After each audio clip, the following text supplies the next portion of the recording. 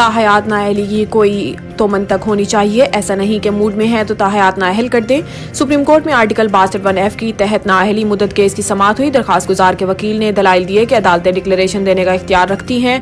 2017 में supreme court ने करार दिया जब हकाइक तस्लीम शुदा हों डिक्लेरेशन दिया जा सकता है। चीफ जस्टिस ने रिमार्क्स दिए कि सुप्रीम कोर्ट कैसे डिक्लेरेशन दे सकता है, सुप्रीम कोर्ट को यह हक कैसे हासिल हुआ, क्या सुप्रीम कोर्ट आर्टिकल 62(1)(f) का बराह रास्त कोर्ट ऑफ लॉ के इख्तियार का इस्तेमाल कर सकती है, क्या इलेक्शन ट्रिब्यूनल ताहयात नाअहल भी कर सकता है। सवाल यह है कि नाअहली ताहयात होगी, ये कहाँ लिखा हुआ है। नाअहली ताहयात का असूल तो समीउल्लाह बलोच केस में तय किया गया। अगर हम समीउल्लाह बलोच केस और सेक्शन 232 दोनों को गलत कह दें तो नाअहली तो एक दिन भी नहीं रहेगी।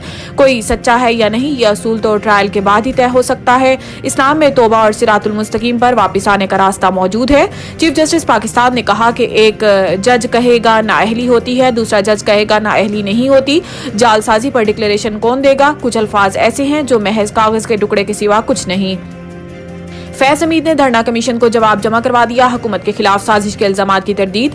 जराये के मुताबिक साबिक DGISI फैज हमीद ने कमीशन की तरफ से दिए गए सवालों के जवाब दिए। जराये का बताना है कि फैज हमीद ने जवाब में कहा है कि 2017 में होने वाले धरने में इस वक्त की हुकूमत की हदायत पर तहरीक लब्बैक पाकिस्तान के साथ मुज़ाकरात किए थे। जराये के मुताबिक फैज हमीद ने अपने जवाब में बताया कि 2017 में इस वक्त वजीर आजम शाहिद खाकान अब्बासी और वजीर दाखिला एहसन इकबाल की सरबराही में काबीना का एक इजलास हुआ जिसमें इंटेलिजेंस के सरबराह नवीद मुख्तार और मिलिट्री क़यादत भी शरीक थी।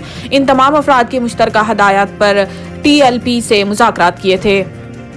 PTI ने बल्ले के इंतखाबी निशान के हसूल के लिए सुप्रीम कोर्ट से रुजू कर लिया।